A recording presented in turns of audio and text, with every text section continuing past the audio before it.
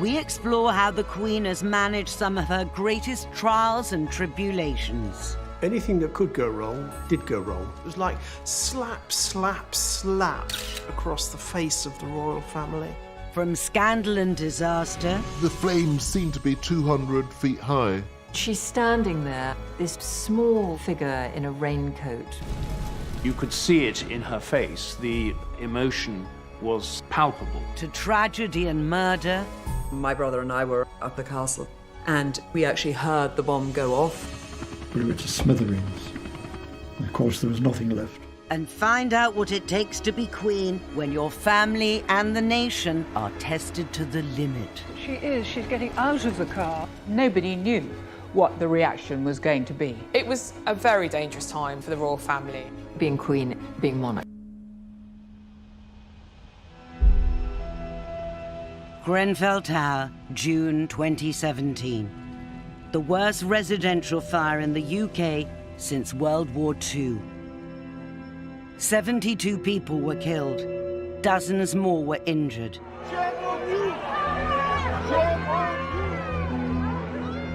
As survivors struggled to cope, politicians became the target of public anger. I was down there at the time. Tempers were at breaking point. I remember standing in the crowd at the sports hall just under the A40.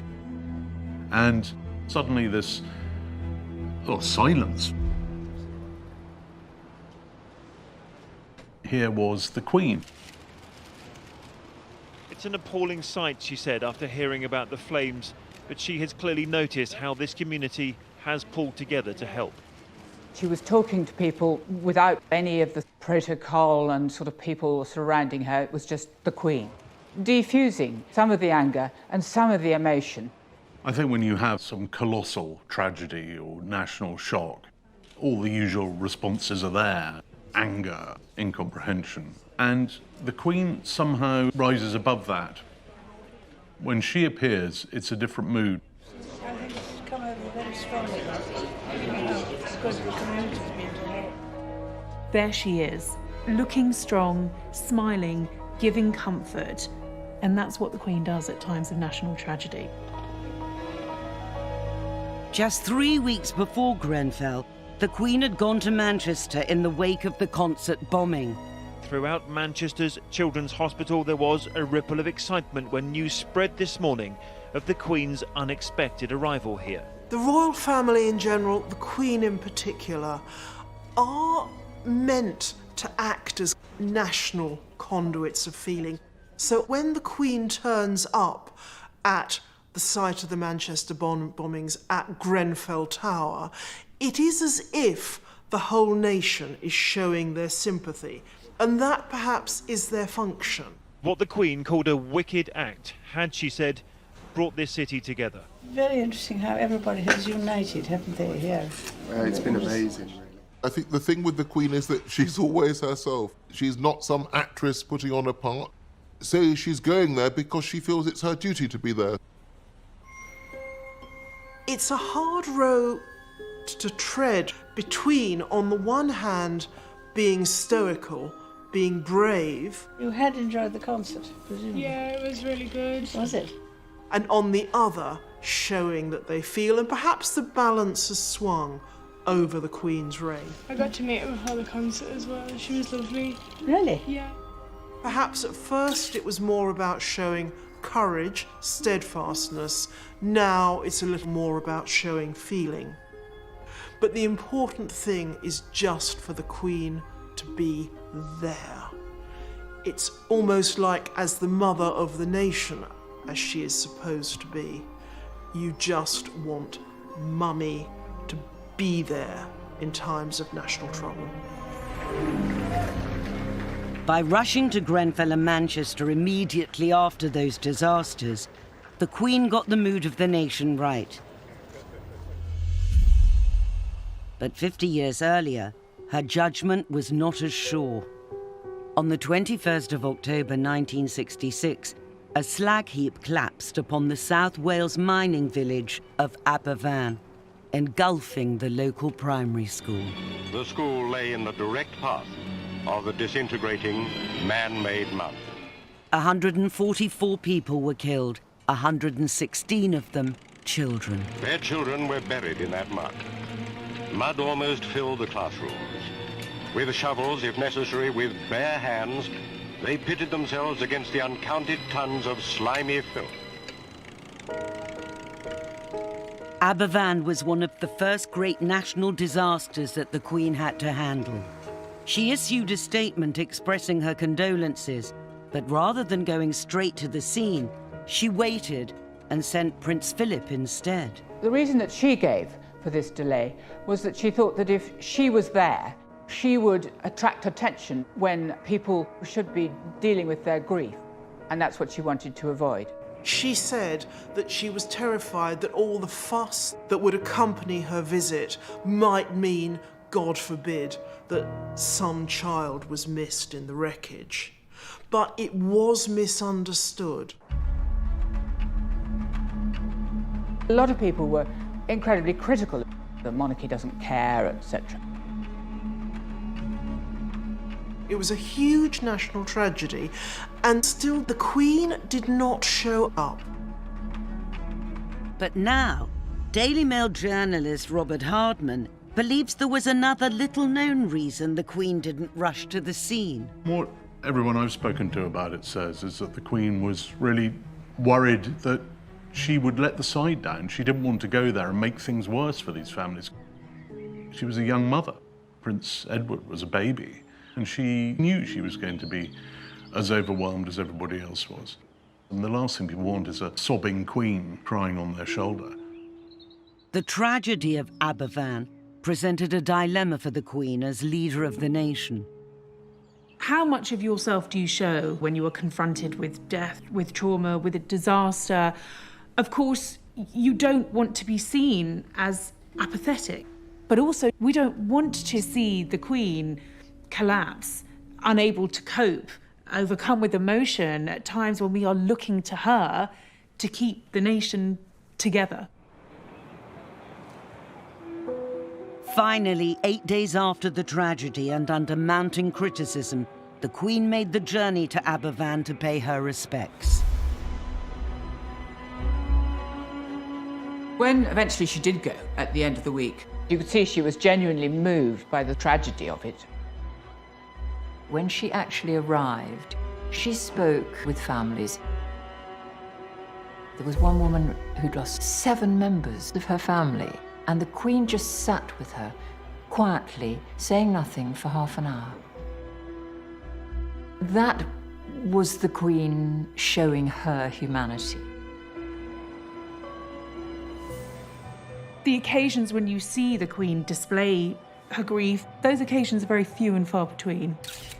But you really do see that emotion in her face.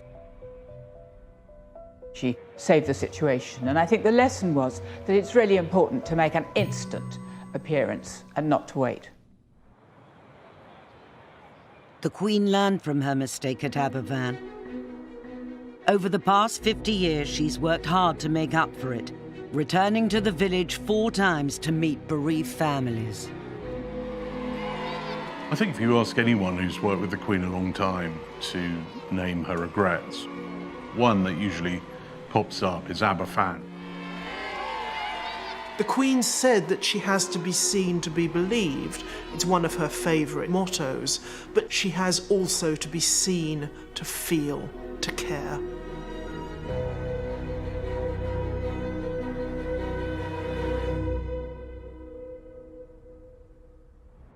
But 13 years after Aberfan, the Queen would again be tested by tragedy, and this time it would strike at the heart of her own family. The bomb was placed in the decking just under here. We saw the police rush back. There was utter mayhem.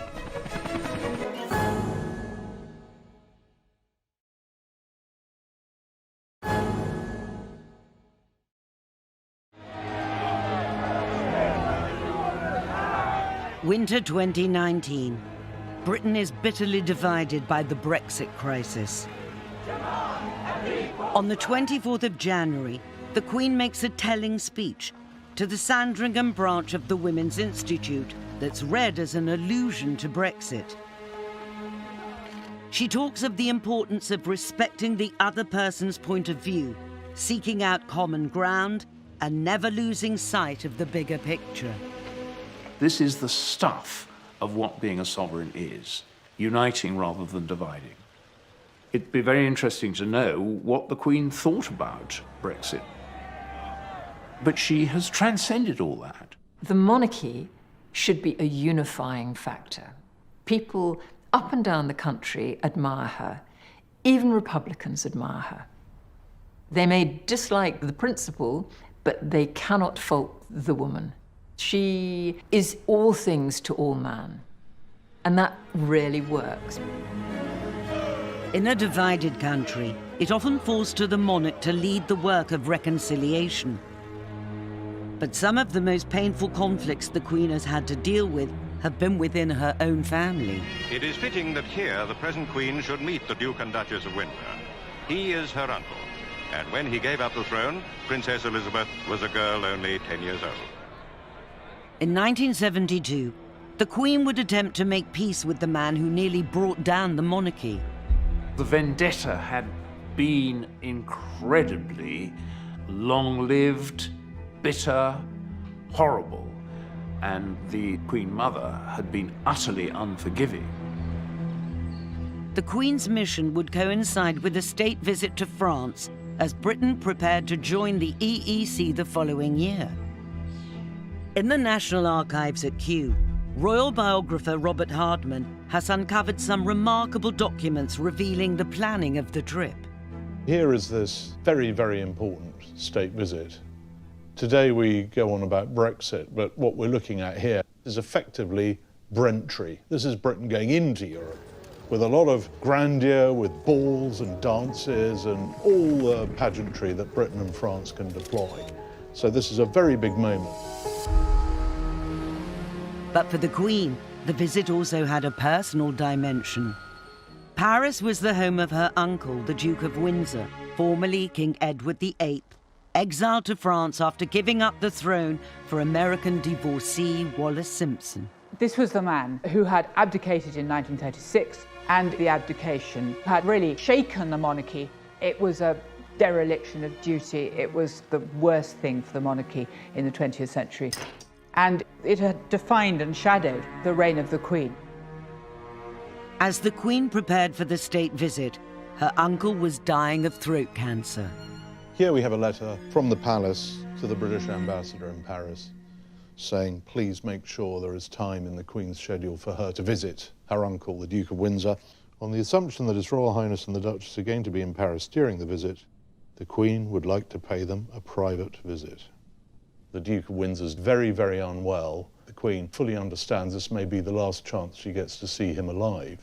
The Queen realized that for the sake of unity, to heal this terrible internecine family rift, that she should make a gesture to the Duke of Windsor at the very end of his life. But for the organisers of the state visit, the Queen's meeting with her uncle was fraught with danger. The embassy and at the Elysee Palace and at number 10, what they're really worried about is what happens if he dies either during or just before the visit. And this causes terrible diplomatic seizures. What we have here is a memo to the Prime Minister explaining all the various options. The reports of the Duke's health are becoming more discouraging. The Duke himself has recently cancelled a visit to Spain. Up to what point can he die without ruining the visit? What it boils down to is he can die some weeks before the visit, he can die after the visit, just can't happen during.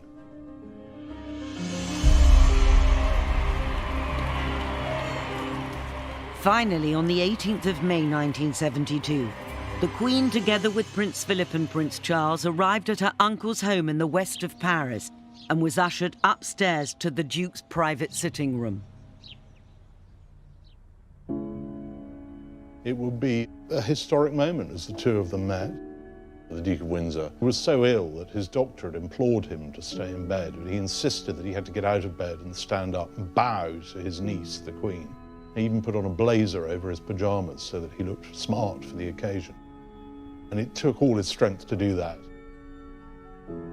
There he was with tubes sticking into his neck, and he got up and he bowed to her. And it was a most moving moment, really, because he had been bitterly hostile to George VI, her father, whom she had adored. It was, by all accounts, a very emotional moment. The Queen was seen to dab her eyes as she left because she knew that was the last she was going to see of her uncle. And it took all his strength to do that. And he then went straight back to bed.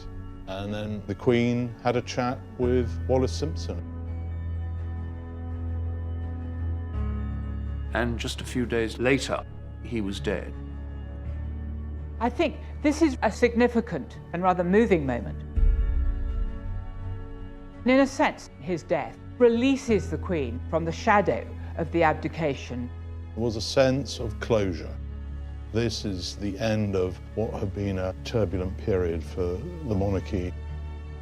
That was an example of her ability to draw the curtain over the past and to act as a reconciler, a healer. And that's the crucial thing about monarchy, that it should draw people together. And that's what she did.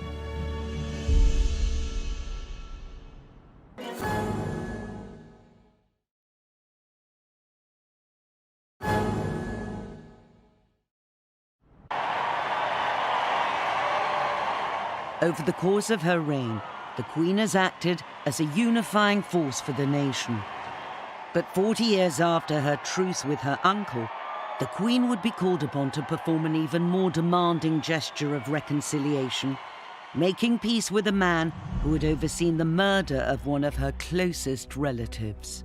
Lord Mountbatten was Prince Philip's uncle, and also a very key player in the political, military, social life of the nation. And he was very close to the royal family. He was, after all, great uncle to Prince Charles, who worshipped him. Every August, however, Mountbatten was off the royal scene, gathering with his immediate family at their summer holiday home, Classiebawn Castle in the northwest of Ireland. The whole coast was so remote, quiet. It was blissful. It was one of the most enchanting places in the world. William Evans was Mountbatten's valet for 10 years and remembers his boss's love for the castle and its location. First morning of the holiday, he couldn't wait to get out to sea. Every second that we had was spent out lobster fishing. Shadow 5, my grandfather's fishing boat, was incredibly simple. There were no frills whatsoever, and he loved it. India Hicks, Lord Mountbatten's granddaughter, has spoken only rarely about the holidays she spent with her grandfather at Classiebawn. He would try and get as many grandchildren as possible to come every single day. And the excitement of when the lobster pot was pulled out of the water and you could smell it, that Irish smell and the salt water and the lobsters.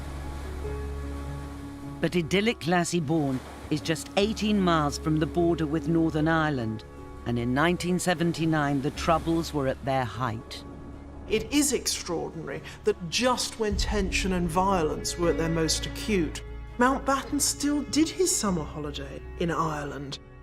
All the family tried their best, but there was no way they would stop him going to Classiebawn.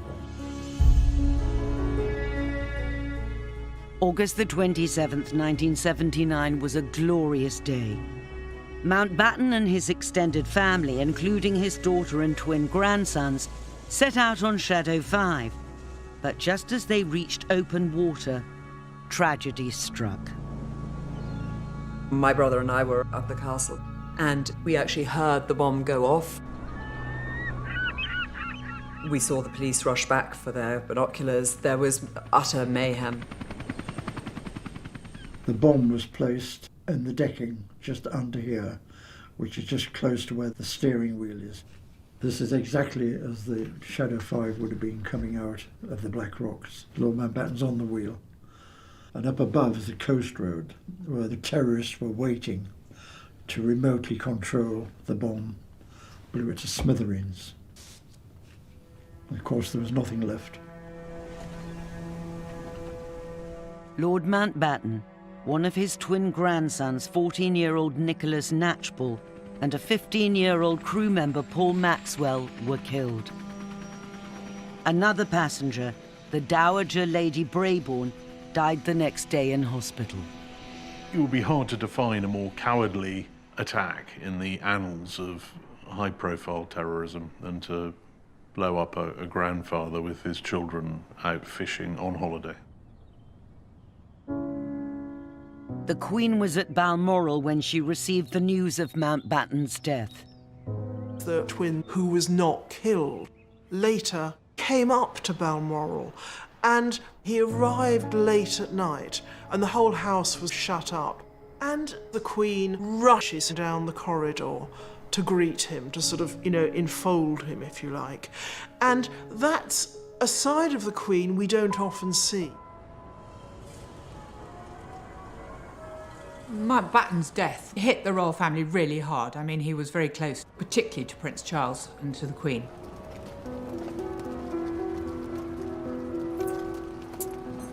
The day of my grandfather's assassination, of course, is embedded in my memory. I was lucky that I was at an age where I was able to get all of the emotion out. And so I am possibly able to look at it more in the eye than other members of my family who have never recovered. 19 years after Lord Mountbatten's assassination, the Good Friday Agreement brought the Troubles to an end. Martin McGuinness, an IRA commander at the time of Mountbatten's murder, would become Deputy First Minister of Northern Ireland. From childhood, the Queen has known that duty comes first. It trumps everything else. Whatever your personal, private feelings are, duty calls. And it may be that you're not feeling very well and you don't want to do something.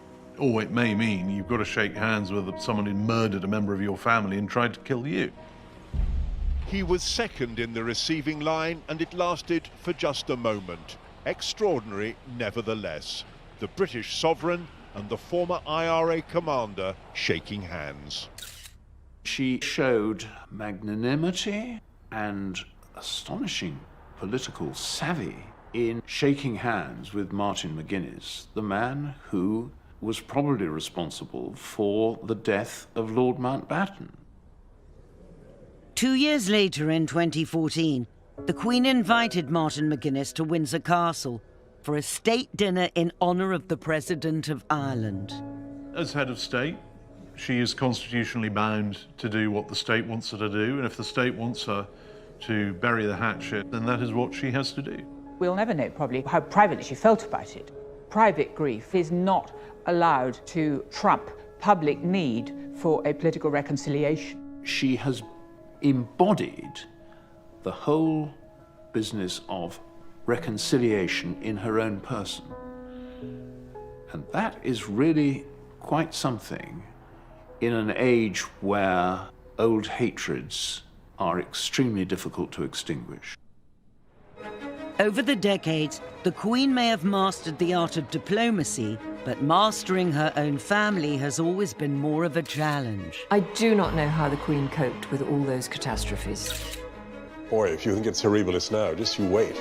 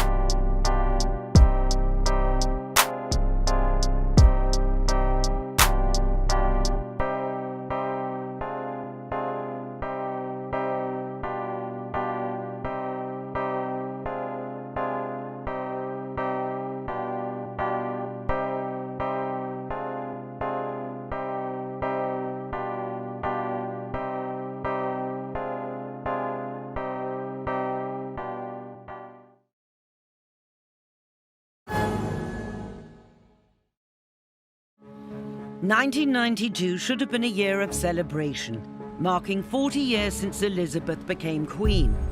Instead, it would become one of the most challenging years of her reign, when her skills as monarch and mother would be tested to the limit. 1992 was extraordinary.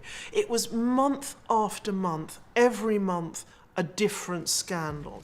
It started in January, those pictures of Fergie and Steve Wyatt. Anne and Mark Phillips announced that they were to divorce. Divorce? Very mirror.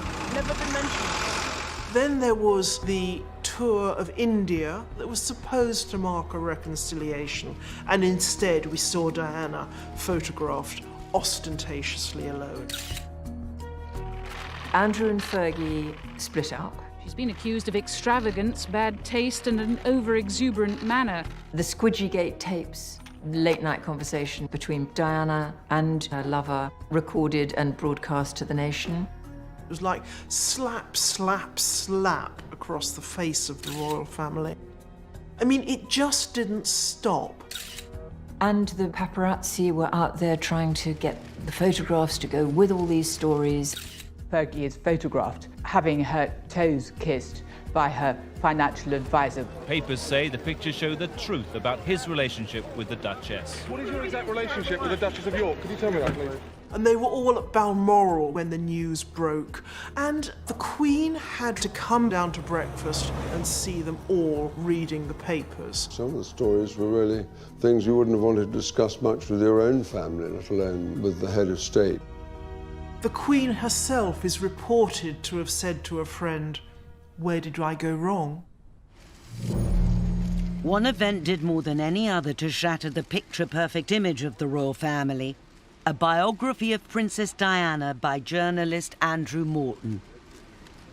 There was a huge build-up to the Andrew Morton book, and I had an idea of what was coming, but not quite sure what the scale of it was going to be.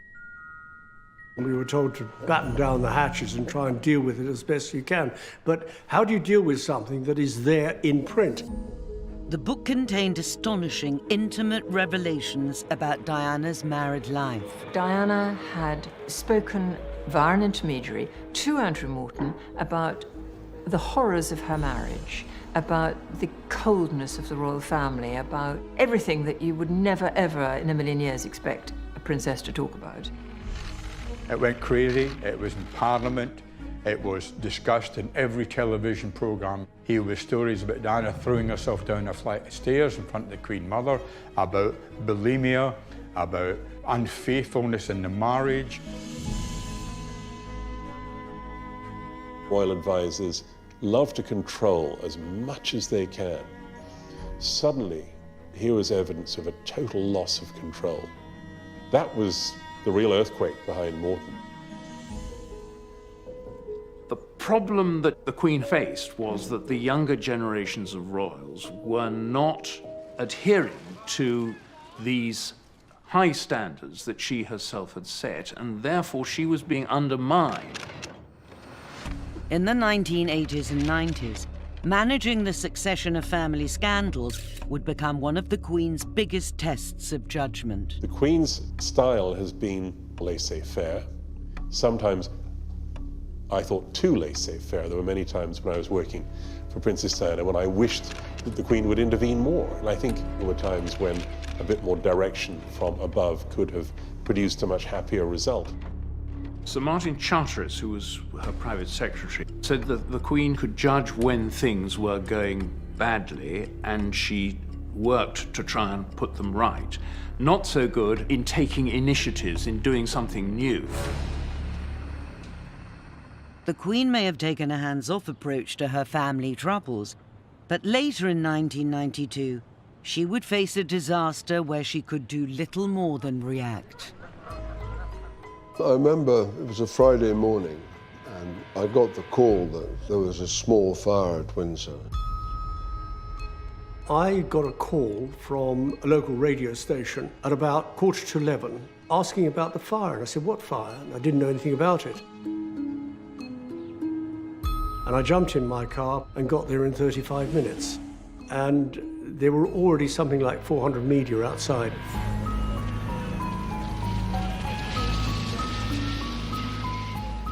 5 miles away you could see smoke, and you could actually see flames from about a mile away. It was horrific. I was probably the first BBC reporter there, and it was just astonishing to see this seemingly impregnable building in flames. The fire began in the north wing when an unattended builder's lamp set fire to a curtain.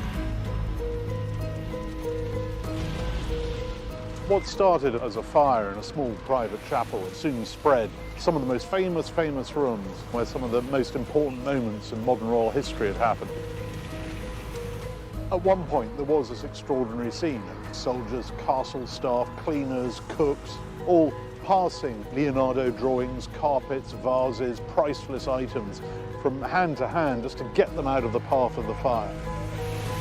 The only member of the royal family who was in residence at the time was Prince Andrew. A shock and horror in the fact that it took hold so quickly.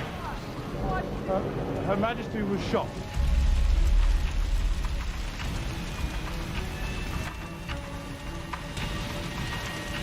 The Queen arrived to see the house which she'd grown up in, the place with so many memories, the place from which her family take their names. And there it was, going up in smoke. At one stage you thought, well, they've dampened it down, and the next thing, the Brunswick Tower right over in the northeast corner was like a chimney with flames shooting out.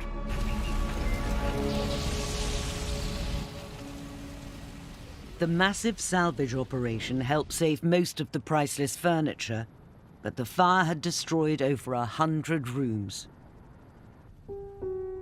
The Queen was devastated by it. You could see it in her face. The emotion was something palpable. You don't often see that utterly depressed look on her features. There is a photograph of her while the fire rages, this castle that she has loved. And she's standing there, this small figure in a raincoat with the hood put up over her head. What a terrible blow, personally, that must have been for the Queen. She must have felt, I'm a custodian of this place, and I failed in my duties. In the evening, I drove along the M4 on the way back to London, and the flames seemed to be 200 feet high, which you could see from a couple of miles away. And it seemed like the end of the world, the metaphorical end of the monarchy.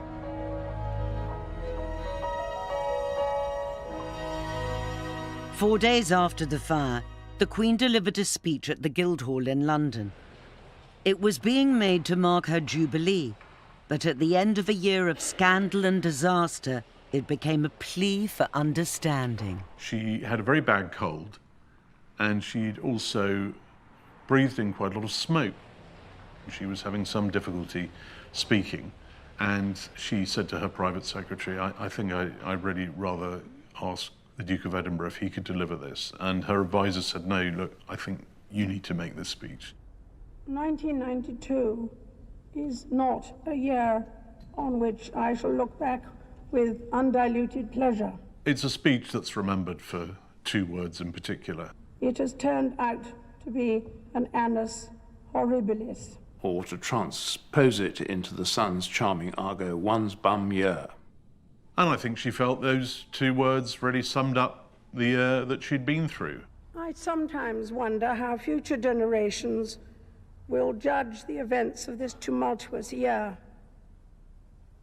I dare say that history will take a slightly more moderate view than that of some contemporary commentators. I think that was another rare moment where you saw the vulnerability of this woman.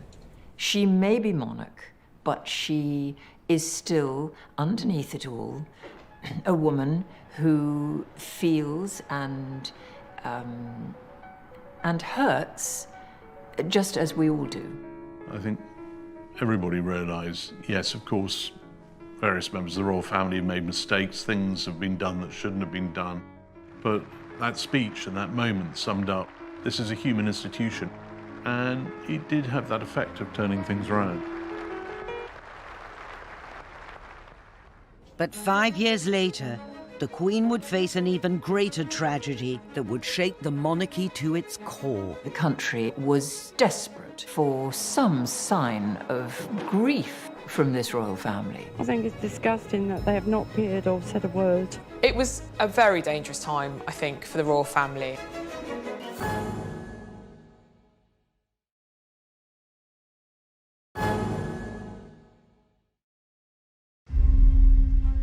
On the 31st of August 1997, the Queen was at Balmoral on her annual summer holiday when she was awoken in the early hours of the morning.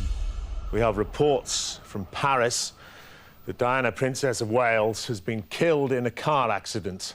They were apparently being pursued by paparazzi on 2 motorcycles. In terms of the death of an individual, it was perhaps the biggest story in the world since JF Kennedy's assassination. And it just was astonishing how many people seemed to be personally affected because she had been this universal, much-loved figure. Diana's death shocked the world. But rather than rush back to London to lead the nation in grief, the Queen remained at Balmoral. Well, I can remember I came up to London, and when I got to the top of the Mall, I realised that Buckingham Palace was totally shut. There were no lights, there was nothing. And yet all these thousands of people, very quietly, had come there, and there was nobody at home.